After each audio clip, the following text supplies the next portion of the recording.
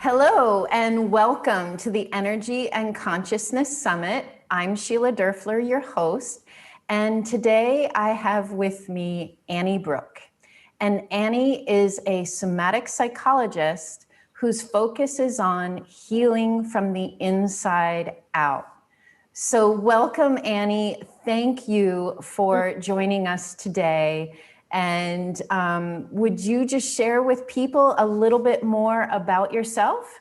Yes, thank you so much, Sheila. And I'm so glad to be on this summit where you're helping people find the tools they need.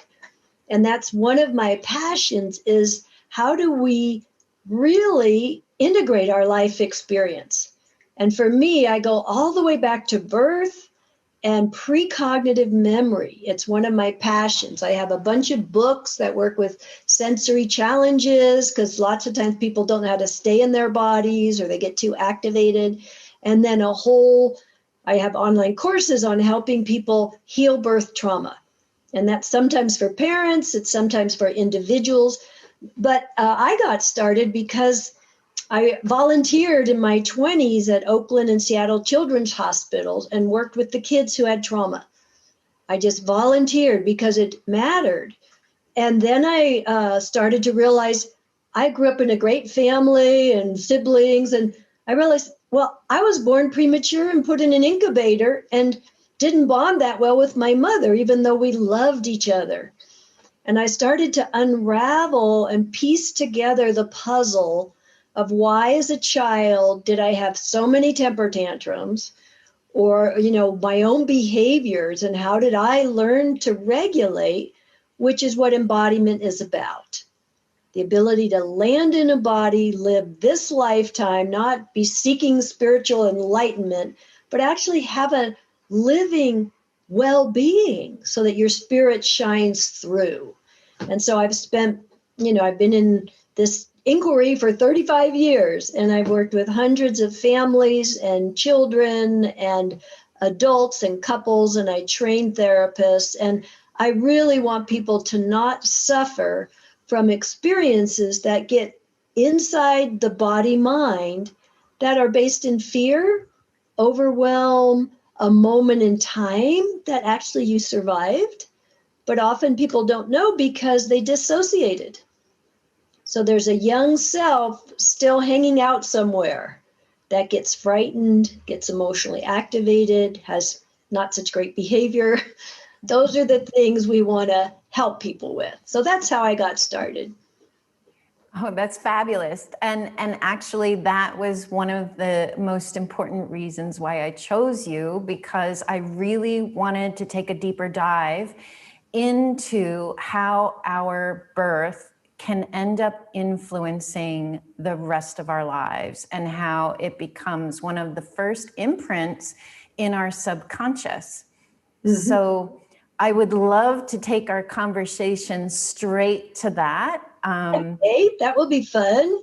Great. So let's think about that together, everybody, including the audience. And what I want to say, when we start talking about this material, you might feel a little weird, which means your own system could get activated, and we don't really want that. We want you to be able to breathe and relax and be curious without going into a subconscious protective response behavior or overwhelm. Because in early impressions, lots of things can happen that feel absolutely overwhelming from the infant perspective. And that's the key to healing your own birth trauma is you have to hold both perspectives. You have to be able to be the healthy adult, understanding how it works, what are the tools, how to apply them.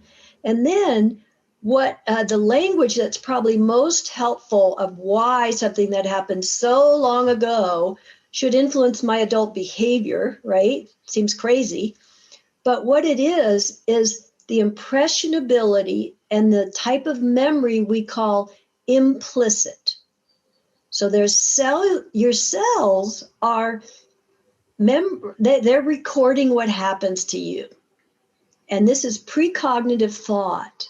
The infant does not know I survived my birth.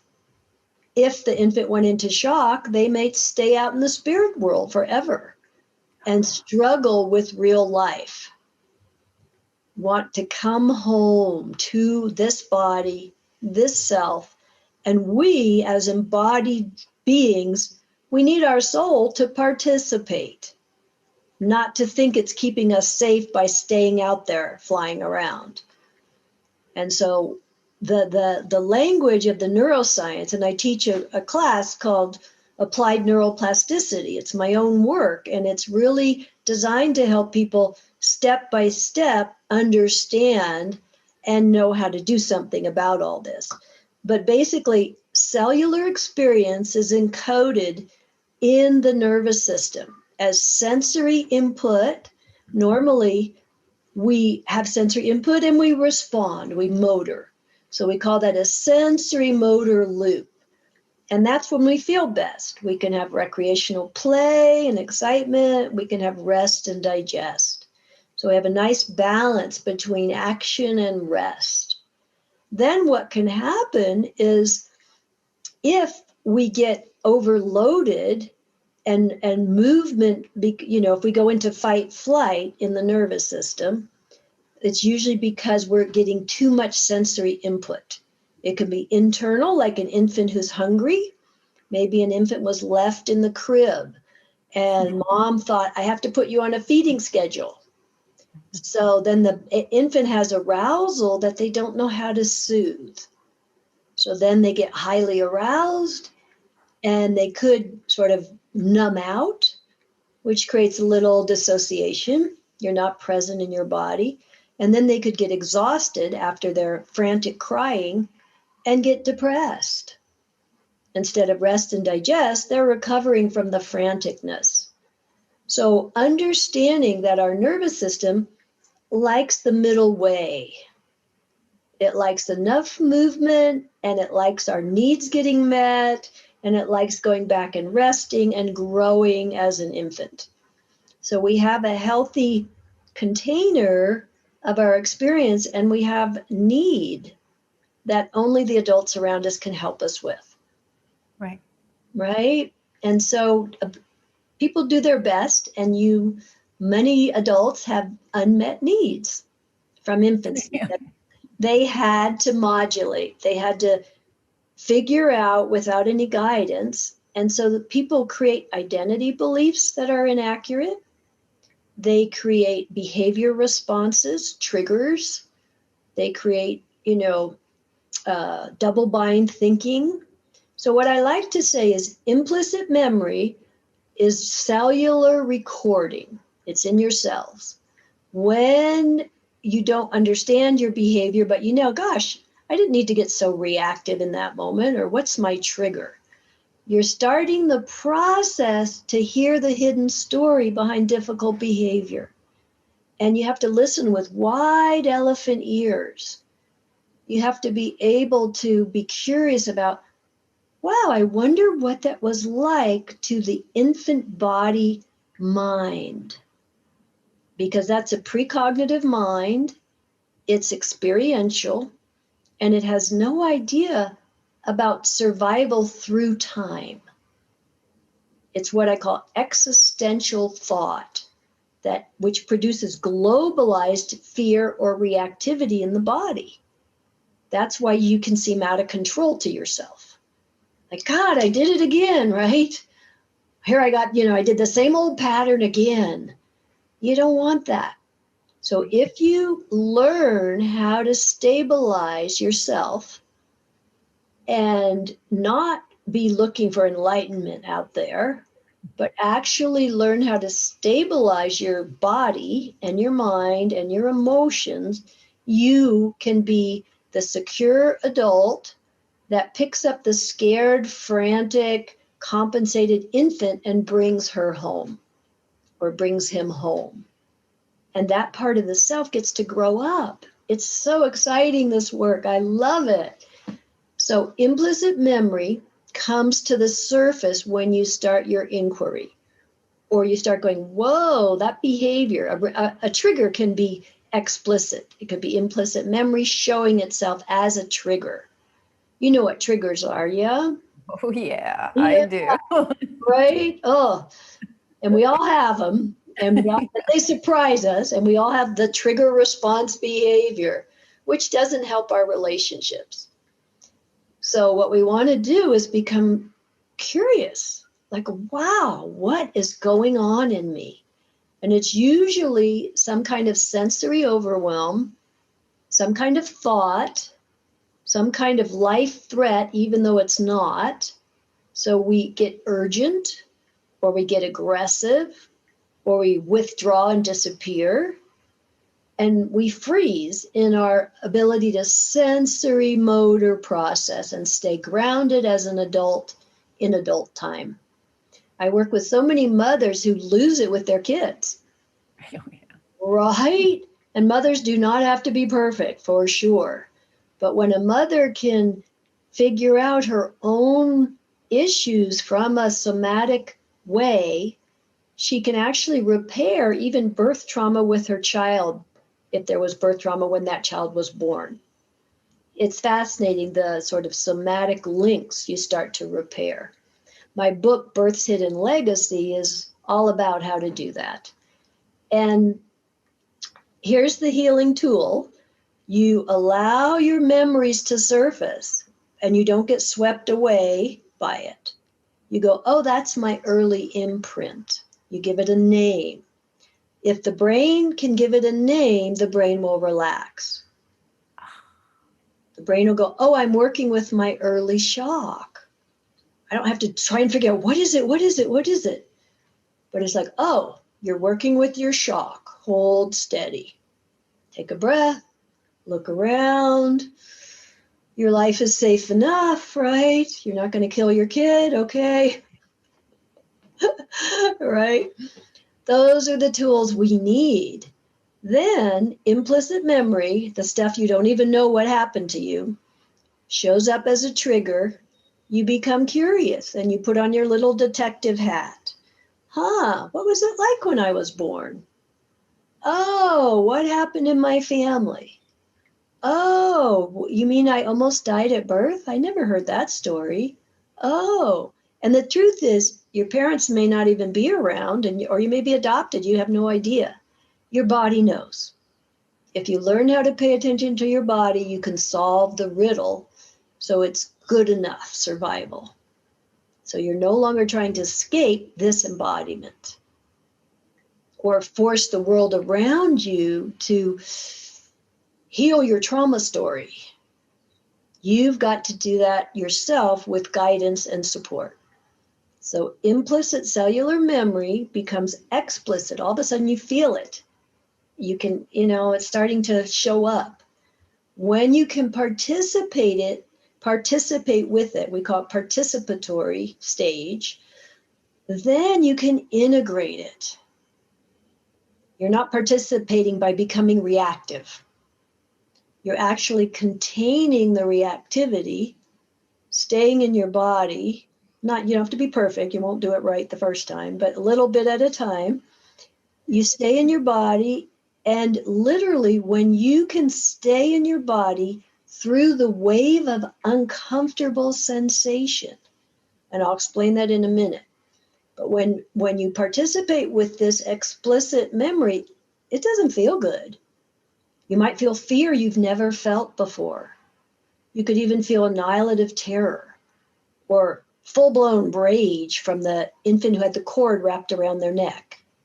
Like they thought they were going to die. And then they blamed their mom because it was a cord wrap.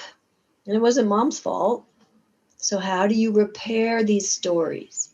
How do you put them out there and see them from an adult viewpoint that has a broader capability to understand? Oh, it wasn't mom's fault. It wasn't your fault. It's just what happened. Oh, then you work somatically. That means soma is a Greek word that means body.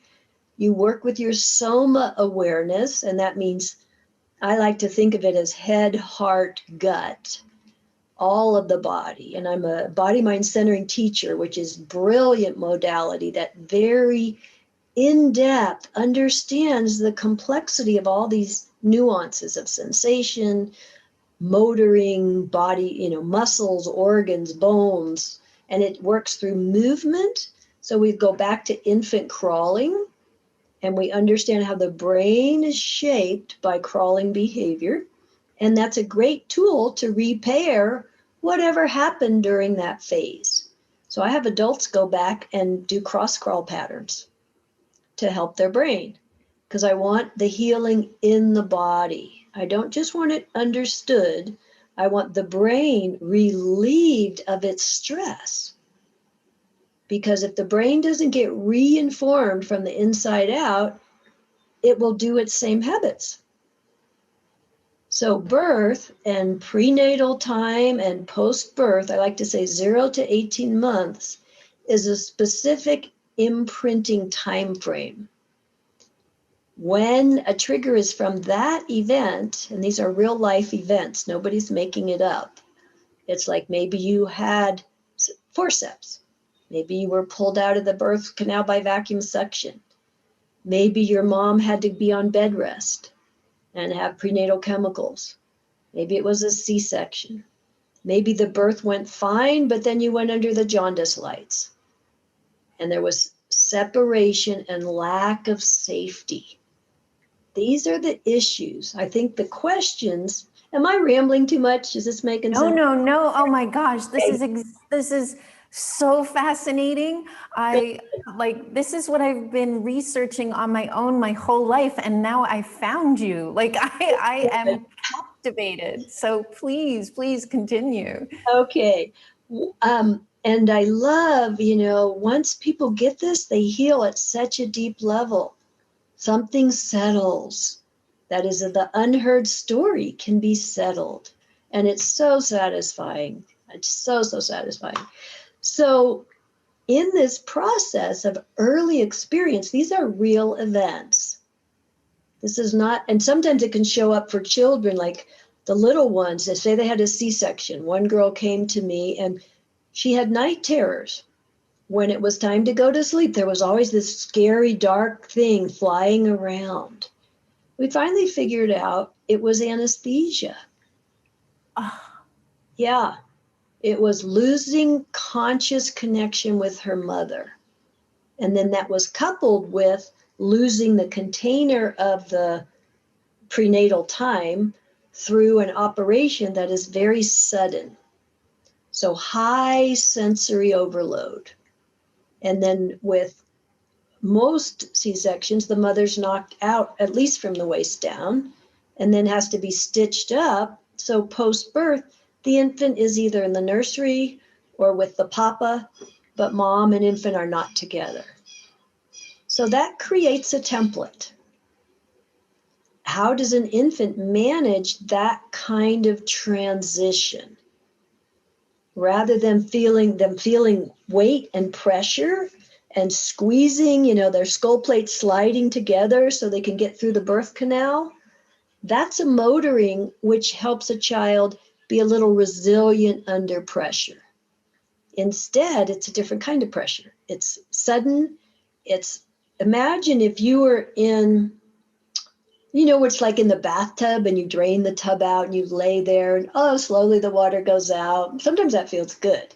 Imagine if you tried to drain the bathtub and whoosh, it was all gone. Yeah. That would be shocking to your skin. That would be a body experience that was not comforting. And I used to work in a warm pool with children, and I had triplets that were born C-section. And each of them had a different expression of their birth. But the mom was like, oh my gosh, that's that moment, that's that moment. She could identify the child's story. Like one kid wanted to get underwater behind the ladder and slowly turn his head and swim out between the rungs of the ladder. And he was brilliantly repairing the ability to do it himself, not be airlifted out.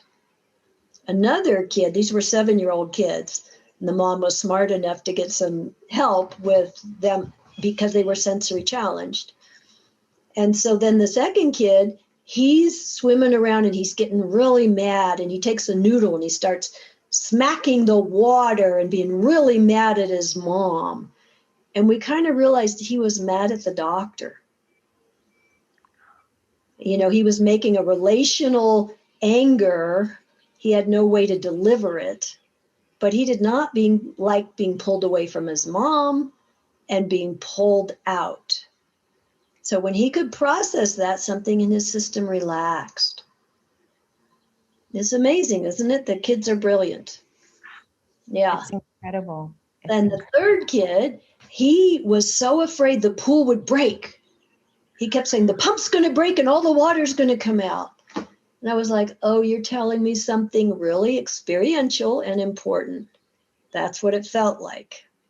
It was so sudden, and all the fluids are gone right away in a C-section. And so that pressure change scared him. He had anticipatory fear that would happen. So those are how imprints work. They lodge in the primitive brain, and the primitive brain doesn't quite know how to make meaning because infants don't have the ability to create context. Right. But they do have the ability to try to manage overwhelm. I wonder how many of your people out there do self-attack thinking, right? Or blame. Right. Both of those, yeah. Because if we think of now, here's a little neuroanatomy. What I want most is your viewers to understand that embodiment is key, coming back and looking from the inside out, handling your triggers, becoming curious, and learning to allow the uncomfortable sensation to arise and pass.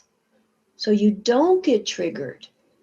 You actually contain the invitation to get off in your limbic brain fighting your life, doing what was familiar.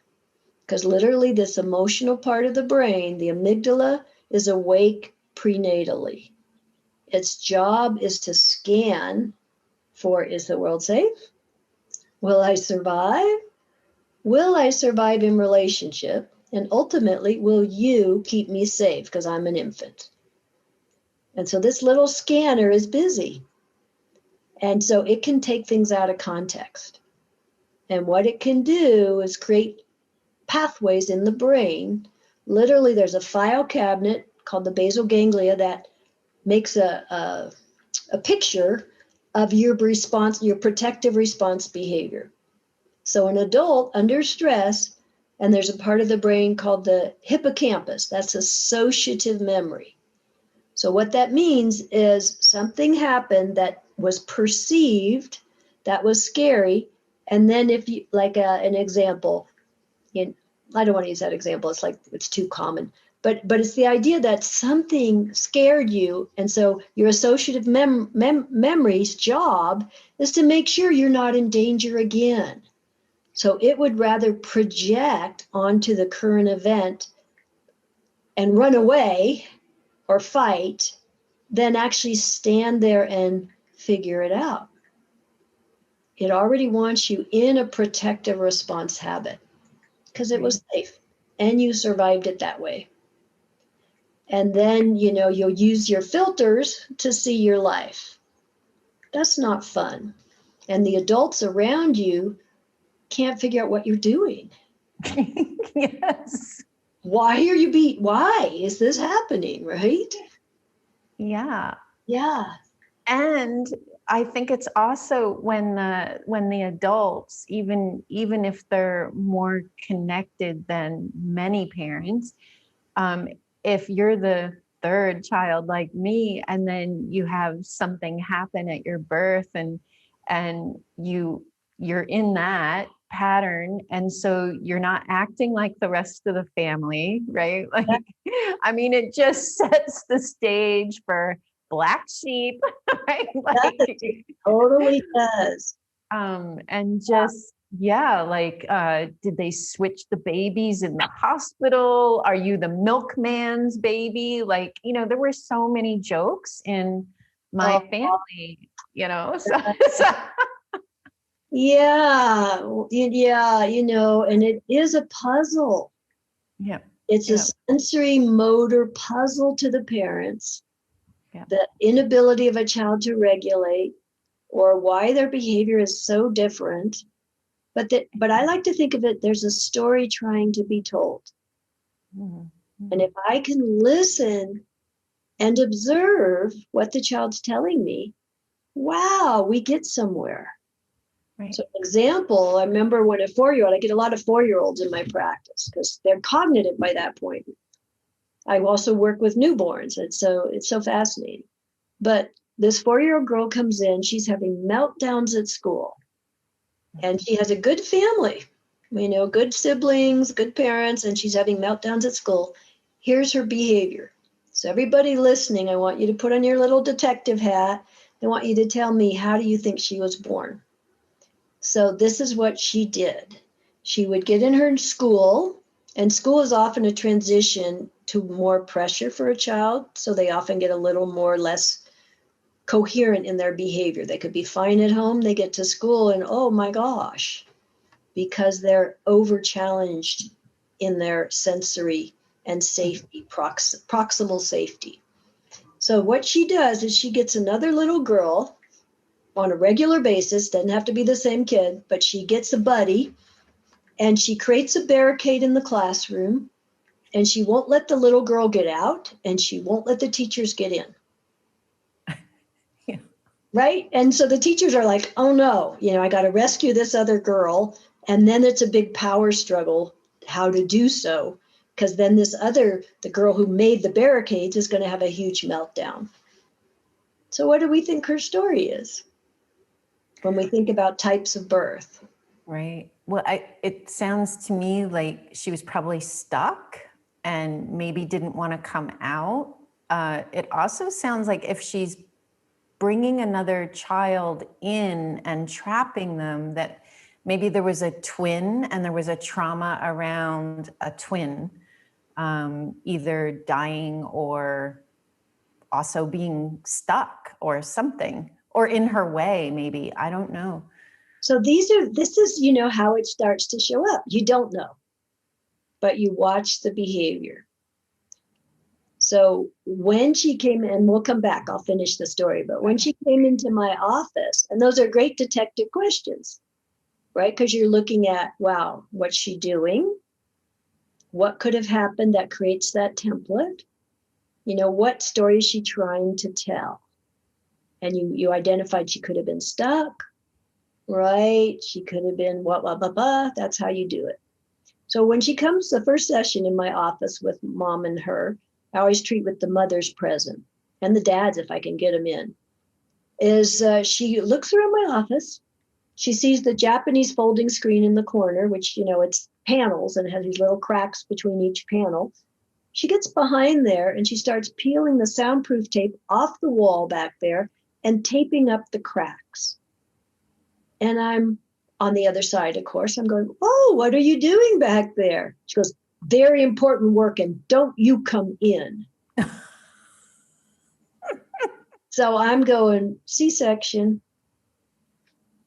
This child was invaded. And, I'm the identified professional or whatever. And so she did beautiful work. Oh my gosh, we got through the whole story. And she would show in her play, she had placenta previa, so that had to be a C-section. And the mom was so sad about that, but I had to help the mother realize that she chose that so she would have a live baby and that it was the right choice. And once she could claim her potency, the mother, the child actually relaxed more. But sometimes the child would be, I'd have my little tunnel on the floor and the child went into a panic. Which end do I put my mama at? Because she was trying to be born, but the placenta previa means it's in the way. And so they have to do a C-section. So spatially, isn't it fascinating? So this is so about the body, right? It's about senses and movement and intelligence to figure it out. And so Yeah. this little girl, finally the doctor was no longer the bad guy. I kept saying, honey, you would have died if you didn't have this. And mommy wanted a live baby. And she'd get a little mad about that, but she would, mom and I worked together and we're like, nope, this was it.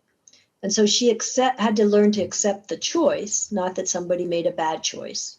Right. And then I had to teach her that the doctor had bad manners. He wasn't bad because he saved her life, but he had bad manners because she was scared and it hurt and all that stuff. So I would, in between sessions, I'd say, okay, I'm going to put the doctor up here on the shelf because I have people pick stuffed animals. So a stuffed animal for the doctor. And I was like, I'm going to teach him manners. So in between, she's getting a little more support. I'm working with the doctor so she doesn't have to make that doctor behave. Right. Right? Yeah. So it's a process of telling the story, hearing what shows up in your room as a clinician, because it's different every week. It's one part of the story, then another part, then another part. And it's not linear because the way the brain works. These are neural pathways of behavior response trying to survive. We're not dumb because we're reactive. We're trying to survive. And it's just not very smart as a grown-up. Right, right. Exactly. And because it's coming from this subconscious part of us, and the the wounded inner child is running the show. It's one of those things where it's happening even though we're the age we are, right? And then we can kind of use it as a stick to beat ourselves even more, right? Like, Yeah. I should know better. I'm an adult. And it's like, well, it's a subconscious pattern. So, it's, Yeah, exactly right. And it's coupled with survival. That yeah, means you're going to go sideways in your limbic brain. You're not going to go up to the place where you could think about it and make new choices. You're going to go sideways to your file cabinet and pull out your filter, and you're going to react. right. So right. ideally, you can stabilize your vertical axis so that the sensory input doesn't scare you, doesn't overwhelm you. You realize, well, it feels like annihilative terror, but I'm not dying. I'm not in danger of dying in this moment. So whatever that feeling is, I'm in two worlds at once. I have my inner experience telling the story, and I have my reality check of, oh, someone was just a little mad at me. It's okay. It's not the end of the world, right? Right. Or I forgot to do something and, I don't have to beat myself up, right? Or I got confused for a minute and now I'm back. These are the things that start to repair the whole thing. It's like I call it working with the brain state, literally getting into the material and learning to neural prune the old pathways that don't work and how to stay present while the chemicals of the earliest experience are metabolizing. That's why it doesn't feel good. Emotions have a chemical signature. There's a wonderful book called Molecules of Emotion, written in the 80s by Candace Pert. And she says, emotions have a chemical signature. And when I heard that, I was like, oh, that's what's happening when people have these big reactions. They're responding to something they feel. And it feels like it's real. Right. Well, it's real. It's just not present time. And I learned that firsthand when I studied my first deep tissue body work, how experience can get stored in the body. And so I was going for the session on 3 days. These were 3-day trainings, 10 of them. And it was like, okay, 3 days and we're working on the hips and the legs and the pelvis. And I was like, oh, I don't want to go to this class. I didn't know why. So I volunteered to be the demo so I could get over my dread. And when they started doing deep tissue work on one of my hip sockets, all of a sudden I flipped into a 2-year-old voice. And I said, Mommy, I won't cry. I'll be big. I won't cry. And I was like, oh, I could tell that what was coming out of my mouth was an earlier experience. And I could identify it for the first time. It was implicit memory that all of a sudden made sense. It was like that was the moment. My dad died when I was 2.5. It was so sad. But they came to the door and knocked on the door, and we were all running to the door to see Daddy because he was a pilot, and he had died. So we're all gathered at the door, and I see my mom, drop to her knees screaming, and the baby start crying, and my 15-month older sister, and I'm like, I better not cry. It's too much. And I wouldn't have known what that was. But it was real. It was a true experience. Yeah. And so I learned, that's why I went, the deep studies. That was when I was 25. And I'm like, what's happening? But I kept learning, where are the teachers? What are the tools? And body mind centering, I write about it in my yellow book. Volume 2 is all the tools you use to treat this stuff. And in volume 2, I have a lot of body awareness tools. One of them is called What is a Nervous System Reversal? So remember how we talked about sensory motor? Mm-hmm. When there's a freeze response, meaning not enough safety, so instead of fight or flight, we can't run away, we can't fight, we freeze. That means sensory and motor don't link up. And so if there's more sensory coming in body mind centering, we say the lymphatic system gets overwhelmed. So you're talking about your lymph fluids, which is your protective fluid. It starts to, have signals that the nervous system picks up on. And the sensory input doesn't go sense to motor. It goes back down the sensory nerves and stores in the body tissue. Isn't that brilliant?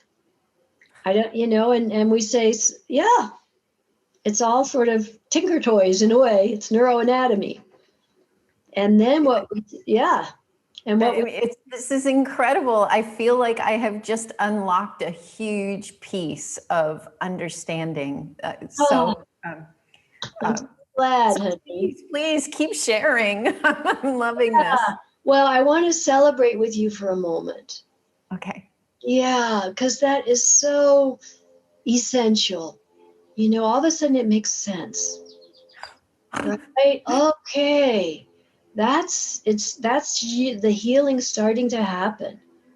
And that's what I want your readers to know is you're not crazy people, your followers, you're not crazy people. But you do have to pick up your own story somehow, and your body will help you. And the tools will help you. And ultimately, you're the secure adult who doesn't get reactive.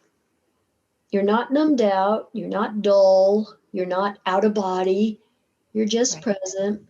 Okay, life, I can be resilient.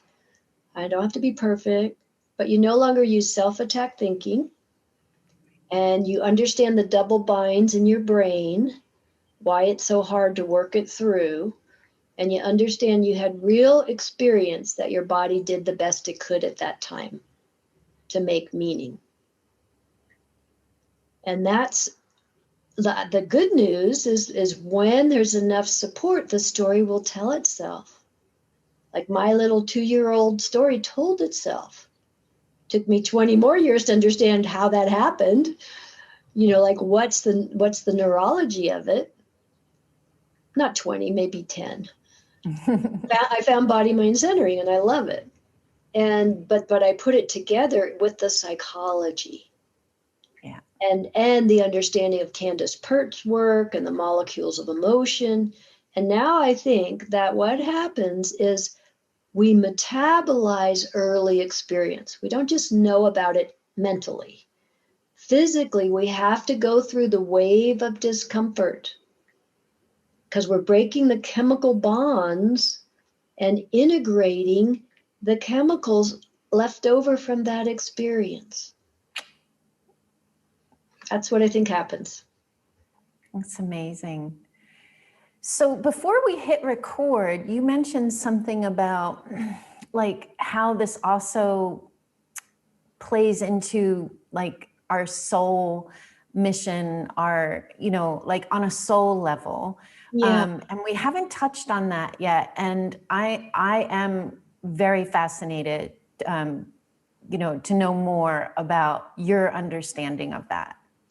Yes, and it's, you know, through many different readings and experiences and teachers and all of this. But the way I look at it is the spiritual experience is actually this life. Mhm. And in the Native American, they talk about the sacred dream. That's when you're in spirit without a body. You can do anything, Right. right?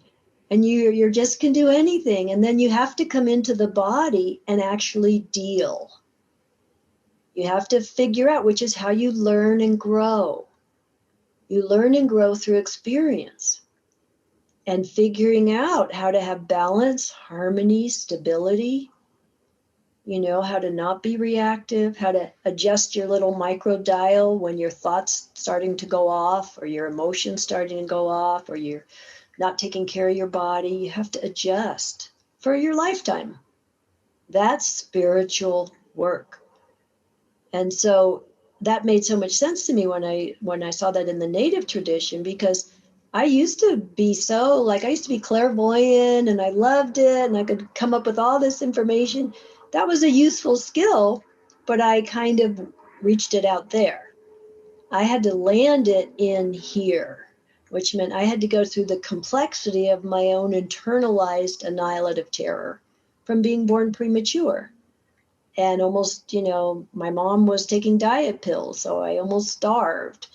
You know, there were a lot of sensory pieces. She smoked like a lot, which makes for a lot of premature births. So I had to kind of metabolize those experiences and integrate it, all the while knowing I didn't die. Right. And the soul, you know, at one point I realized my soul was trying to help me, you know, it would guide me to these teachers. It was helping me all the time. It just didn't look like what I thought it should look like. It Yeah. was hard work, right? And then with some people, I see because of my work and my years of experience that some people, their soul actually doesn't want to come in because they thought, oh, that was too scary the first time. I'm not coming in. I'm like, it's time for you to embody your, you know, find your buttocks, ground yourself, and let your soul know, hey, this is where we do our work. Come on in. Because that gives the essence of self, you know, when your life is over, the native, the tradition that I read all kinds of different things and study with different teachers. But there's something about the essence you create in this lifetime, meaning what you've been able to digest, integrate, and modify your bad behavior. Actually develop compassion, not rescue people. Allow for suffering, but not become suffering. Not become the do-gooder saving the world. That is actually aggressive, Right. right? How do you let each soul have their own path and help and offer, but get your soul in your body because we need it. We need the resource of that broader self. And that higher self needs a body to do this work, to do its spiritual work. It's not nearly as romantic as, you know, enlightenment. Yeah. Yeah. It's yeah, it is very interesting because some of that insight is what I figured out the hard way. Oh, yeah. So this has been amazing, Annie. Is there anything else before we wrap up that you're feeling would help people, maybe as even a next step where they can find some resources, where they can find you? Mhm. Yeah, if you could just share, because I know people going to want a next step. I love sharing resources. So I do have a free PDF library loaded with materials, little papers that can help you think about how this all works. And you can get that by going to anniebrook.com, just my name, my website, and you hit free PDF library button. It will enroll you. You will get access to a membership site, which has some bonuses, and it's all free in that membership site. And then if people want to go deeper, I have online courses. My Healing Complex Trauma. It's every week we meet and we do experiential work together, as well as the neuroscience to help your nervous system regulate. I have a course for couples, which is a 6-week course to help you regulate in relationship to another, or to learn how to be adult and ready for a relationship. It's called Relationship Ready. Sometimes we're not. And then I also have an online course, Healing Birth Trauma.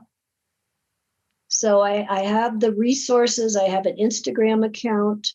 So I'll put all that. And I have every Friday, I do free Facebook Lives where we get on and we breathe together and we explore and people ask questions. So what I want to have for your viewers right now is let's all take a moment and put your hands together and breathe. We're not going to pray, we're going to breathe. So imagine that you could take a big breath and literally your cells can expand and they can condense. Now, if you can do it, keep your eyes open. Yeah, because it's easy to go into sort of meditation. I don't want you there. I want you to feel the movement. Cellular breath, cellular presence, that your cells, no matter what they experience, they may need some help. Some people have really hard experiences. But the body is resilient when you can contain the shock and work with it at the right level. So now let your breathing, now bring your arms out like you have a hula hoop, and front body, back body, side body, and let your breath fill that space. So you have a little bit of safety and a place to land into. It's like coming home. And so then when your kids are reactive, you don't lose your hula hoop.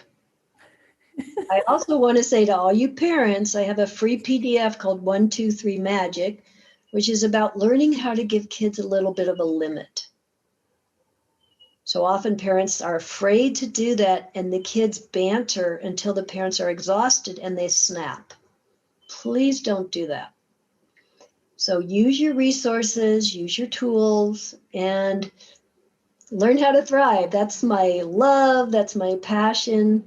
And come join me in my courses, and may your summit just be beautiful, helping people with consciousness and waking up to live a good life.